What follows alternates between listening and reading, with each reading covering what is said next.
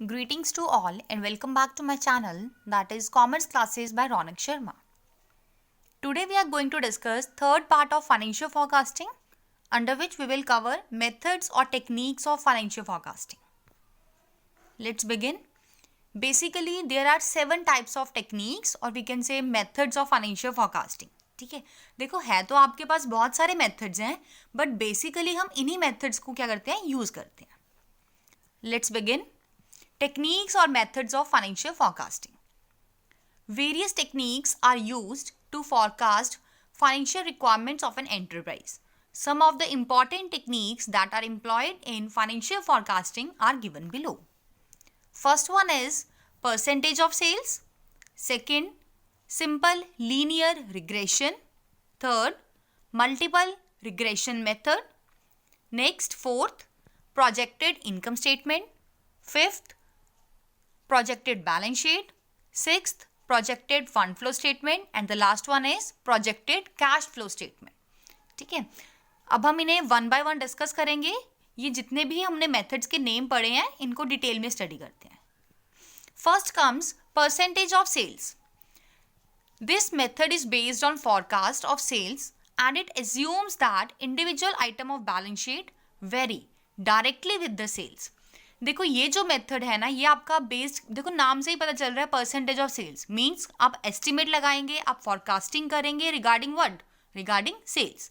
ठीक है, और यहाँ पर ऐसा माना जाता है, it assumes that individual item of balance sheet, जो भी आपकी आइटम्स हैं बैलेंस शीट की, हर एक आइटम क्या करती है, वेरी करती है, चेंज करती है डायरेक्टली विद द सेल्स. मतलब आपकी सेल के बढ़ने या कम होने पर आपकी जो बैलेंस शीट की आइटम्स की वैल्यू है वो भी इंक्रीज डिक्रीज अकॉर्डिंगली होती है. Right. Any change in the level of sales is likely to have impact on various individual items of assets and liabilities of the balance sheet of firm. Thus, it will help in forecasting financial needs of the firm by establishing a relationship between the changes in sales level and the balance sheet items. इसीलिए अगर हम देखो sales की forecasting कर लेते हैं ना, तो ये आपको हेल्प करता है, आप अपनी मतलब फाइनेंशियल नीड्स जो आपकी बैलेंस शीट आइटम्स है ना, उसको भी आप एक तरह से एस्टिमेट कर सकते हो. ठीक है, in this technique an accurate sales forecast is an essential foundation for forecasting financial needs of the firm. तो यहाँ पे ये बोला गया है इस टेक्निक के अकॉर्डिंग, अगर आप चाहते हैं कि आप अपने एस्टिमेट लगाएं फाइनेंशियल नीड्स का, ठीक है, अगर आप चाहते हो फॉरकास्टिंग फाइनेंशियल नीड्स की करनी, तो आपके लिए मेथड इंपॉर्टेंट हो जाता है, क्योंकि ये आपको सेल्स की फॉरकास्ट करके दे रहा है. और सेल्स की अगर आपको एक नॉलेज है, एस्टिमेशन है, तो अकॉर्डिंगली आप बाकी फाइनेंशियल नीड्स को भी इजीली फॉरकास्ट कर सकते हैं. Right. This method is most appropriately used for forecasting short-term changes in financial needs. It is less useful for long-term financial needs. देखो, अगर हम ये बोलें कि आपको प्रेडिक्शन लगाना है कि फ्यूचर सेल्स आपकी कितनी होगी, तो आप कितने साल तक बता दोगे. ऐसा तो नहीं कि हम ये बता दोगे मेरी 20 ईयर्स के बाद इतनी सेल्स होने वाली है. नो, हमें क्या पता इकोनॉमी में क्या ट्रेंड आ जाए, हमें क्या पता कस्टमर का टेस्ट कैसा हो जाए, मतलब ठीक है ना, तो कैसा डेवलप हो सकता है, टेक्निक में चेंजेस आ सकते हैं. तो आप इसमें क्या जो सेल्स की फॉरकास्टिंग होती है ना, ये मेथड आप सिर्फ और सिर्फ शॉर्ट टर्म के लिए ही यूज़ कर सकते हो. ठीक है, अप्रोप्रिएट मेथड ये सिर्फ शॉर्ट टर्म के लिए ही है. अगर आप चाहें कि आप सेल्स के बेसिस पे अपनी फाइनेंशियल फॉरकास्टिंग कर ले for the long period of time, तो ये आपके लिए पॉसिबल नहीं होता, क्योंकि देखो ना, आप सेल्स को फॉरकास्ट ही नहीं कर सकते लॉन्ग टर्म के लिए. आप कुछ समय आप ऐसा बोलते हो आने वाले 1 मंथ में, ठीक है, नेक्स्ट 2-3 मंथ्स का एक एस्टिमेशन लग सकता है, बट अगर हम ईयर्स टू ईयर्स बात करें तो ये आपके लिए पॉसिबल नहीं होता. Next one is scatter diagram और सिंपल लीनियर रिग्रेशन. देखो ये ना आपने +2 में भी पढ़ा होगा या आपने बिजनेस स्टार्ट्स में भी पढ़ा होगा कि लीनियर रिग्रेशंस क्या होते हैं. ठीक है, सिंपल लीनियर रिग्रेशन है, मल्टीपल लीनियर रिग्रेशंस होते हैं आपके. ये स्कैटर डायग्राम भी आपने पढ़ा होगा, ये अगर स्टैट्स नहीं तो आपने +2 के मैथ्स में तो पढ़ा होगा. ठीक है, देखो होता क्या है, हमने जो प्रीवियस मेथड करा है ना, सेल्स परसेंटेज ऑफ सेल्स, ये क्या होता है, आपने कैलकुलेशंस करी इसमें, लेकिन इन्हीं को जब आप ग्राफिकली प्रेजेंटेशन कर देते हैं, ग्राफिकली प्रेजेंट कर देते हैं, मीन्स जब आप सेल्स और बैलेंस शीट के आइटम्स का जो रिलेशन है उसे ग्राफिकली प्रेजेंट करते हैं, that will be called simple linear regression और स्कैटर डायग्राम। ठीक है, देखो, it is a graphic presentation of relationship between sales and an item of balance sheet. Okay. Under this method, sales is taken as an independent variable and then a relationship is established between sales and different items of balance sheet. देखो इस method में क्या किया जाता है, अगर तो देखो आपने पहले कभी पढ़ा होगा रिग्रेशन तो आपको बहुत इजीली आप कैच कर लोगे। ठीक है, अगर किसी ने नहीं भी पढ़ा तो ज़्यादा मतलब प्रॉब्लम की बात नहीं है, सिंपल सा ही है। देखो क्या कहा गया है कि इस मेथड में क्या करते हैं, सेल्स को आप इंडिपेंडेंट वेरिएबल कंसीडर करते हैं। ठीक है, मतलब किसी का भी इम्पैक्ट सेल्स के ऊपर नहीं पड़ेगा, वो इंडिपेंडेंट है, किसी पर भी डिपेंड नहीं करता, किसी भी फैक्टर पर डिपेंड नहीं कर रहा है। ठीक है, अब सेल्स को आपने क्या कंसीडर किया है, इंडिपेंडेंट वेरिएबल, और फिर उसके बाद आप क्या करते हैं, रिलेशनशिप एस्टेब्लिश करने की कोशिश करते हैं between sales and the different items of balance sheet. ठीक है, देखो ये तो आप पहले भी कर रहे थे, बट एक छोटा सा डिफरेंस यही है कि आप इसमें क्या करते हैं, ग्राफिकली प्रेजेंटेशंस करके दिखा रहे हैं। ठीक है, such relationship is established by calculating the ratio between sales and an item of balance sheet for 2 point of time. Thereafter, 2 points are plotted on the graph and a line is drawn through these 2 points. देखो जब आप ये relation maintain कर लेंगे ना तो आपके पास 2 points generate हो जाएंगे। अब आप इन 2 पॉइंट्स को क्या करते हैं, देखो अब जब अगर याद हो, चलो छोटे तो हम ग्राफ बनाते थे, है ना, तो कैसे बनाते थे, 2 पॉइंट्स आपके पास गिवन होते हैं, उन्हीं को तो प्लॉटिंग करते हैं, देन आप स्ट्रेट लाइन ड्रॉ कर लेते हो। तो सिमिलरली ये चीज़ होती है। तो आप जब अपना रिलेशन मेंटेन करेंगे sales and between the various items of balance sheet, तो आपके पास 2 पॉइंट जनरेट हो जाएंगे। ठीक है, अब आप इन 2 पॉइंट्स को क्या करते हैं, प्लॉट करते हैं ऑन द ग्राफ। ठीक है, इनके बेसिस पर आप एक लाइन ड्रॉ करेंगे। The line is use to describe a relationship between sales and the balance sheet items. और यही लाइन चाहे अप जा रही है, डाउन जा रही है, आपका लीनियर है मतलब पैरेलल जा रही है, किसी भी तरह जा सकती है वो आपकी लाइन, तो वो आपका एक रिलेशनशिप बताएगी कि सेल्स और बैलेंस शीट आइटम्स में क्या रिलेशन मेंटेन हो रखा है। राइट, और इसी लाइन को हम क्या बोलते हैं, रिग्रेशन लाइन। ठीक है, based on the past data and sales for different years, more points may be plotted on the graph and the line of best fits has to be drawn. Simple, ये हमने बता ही दिया कि इस line को हम रिग्रेशन लाइन भी कहते हैं। Next comes to multiple regression method. देखो सिंपल में क्या था, सिर्फ एक ही फैक्टर था, एक ही वेरिएबल्स थे। अब मल्टीपल में हो गया तो आपके पास मल्टीपल वेरिएबल्स हो जाएंगे।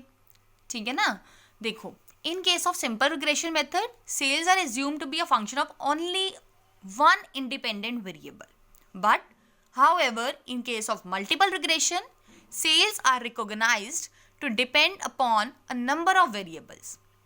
ठीक है, लेकिन अगर हम बात करें मल्टीपल रिग्रेशन मेथड की, तो अब हम ऐसा देखो प्रीवियस मेथड में क्या था, हम ना ऐसा ज्यूम करते हैं कि सेल्स सिर्फ एक फैक्टर पर ही डिपेंड करती हैं। ठीक है, सपोज मैं बोल दूँ कि मार्केट में डिमांड कितनी है, या कोई एक पॉइंट ले लो कि रॉ मटेरियल अवेलेबल कितना है, अकॉर्डिंगली आप सेल्स करेंगे।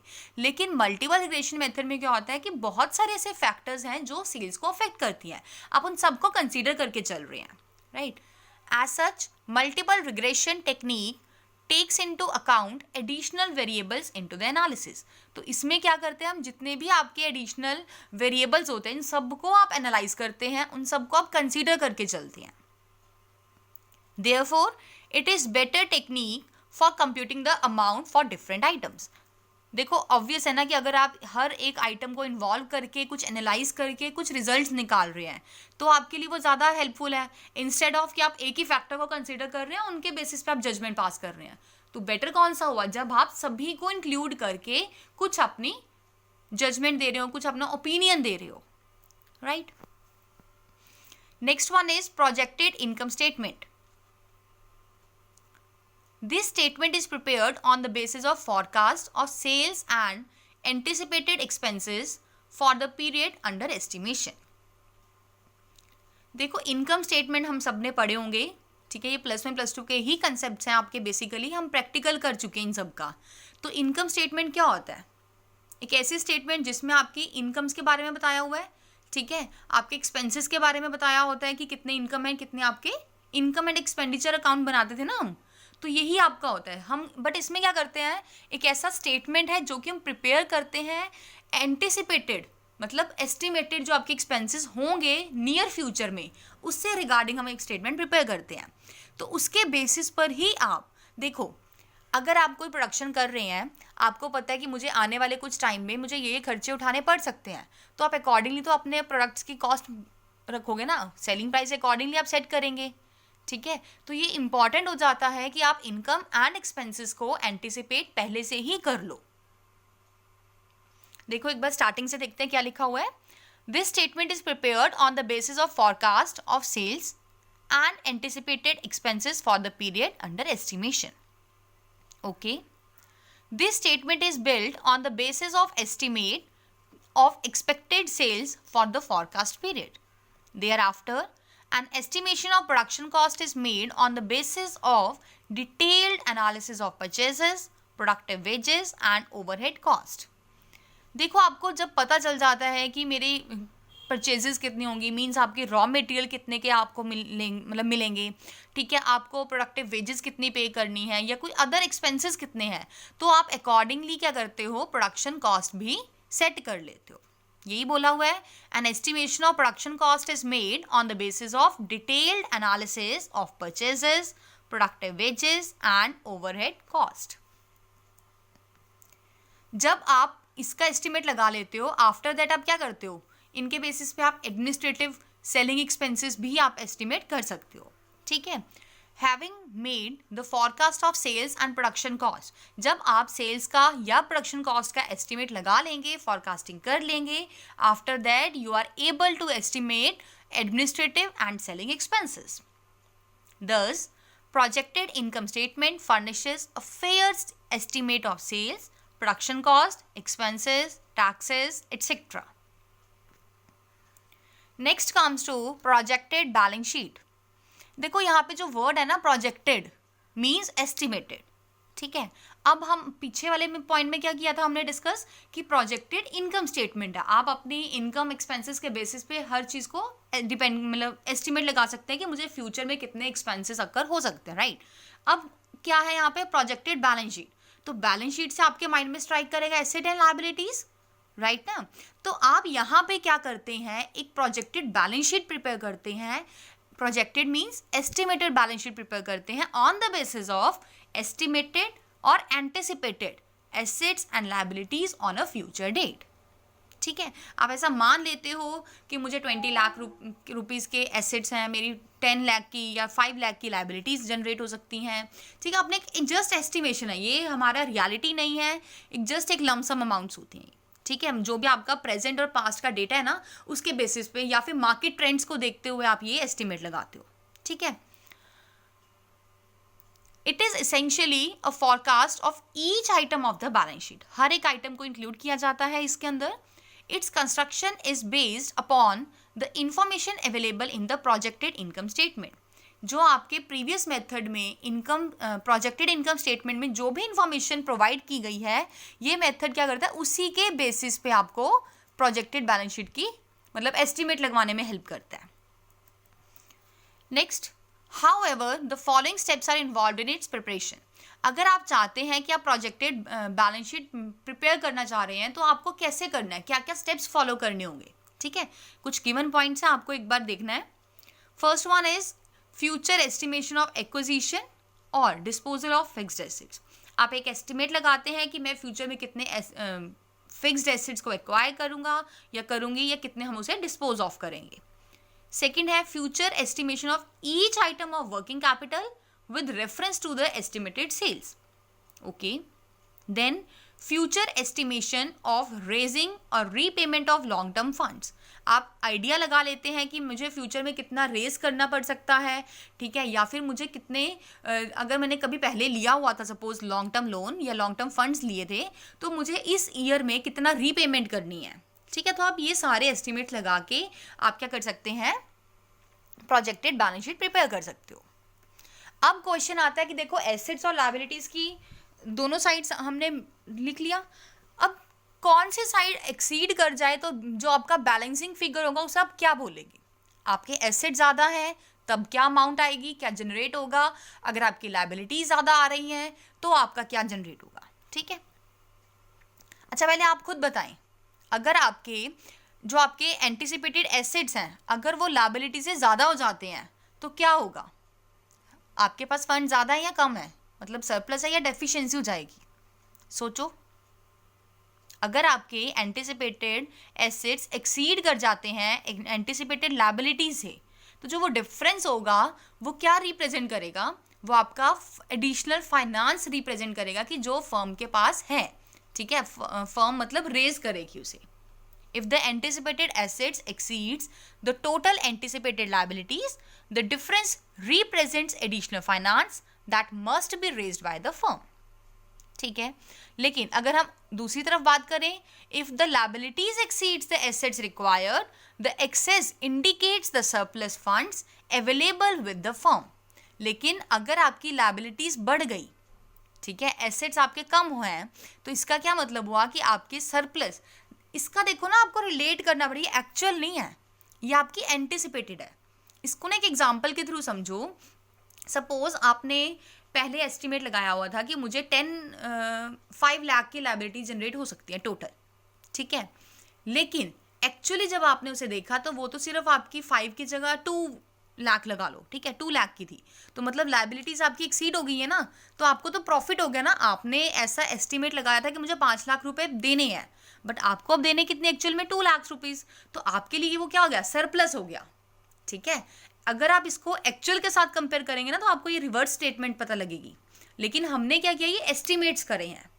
ऐसा ही होता है ना, देखो आप ऐसा सोच रहे हैं कि हमारी सपोज पॉकेट मनी मिली मुझे, ठीक है, तो आपने खर्चे लगा लिए बहुत सारे, 10 20 30 जो भी आपके खर्चे हैं आपने वो सारे ऐड ऑन कर लिए, लेकिन जब उसे एक्चुअल में खर्चों को करने की बारी आती है तो आप क्या देखते हैं कि आपको वो खर्चे करने की रिक्वायरमेंट ही नहीं है, और जब आप नहीं एक्सपेंसेस कर रहे हैं तो आपकी तो पॉकेट मनी सेव हो गई ना।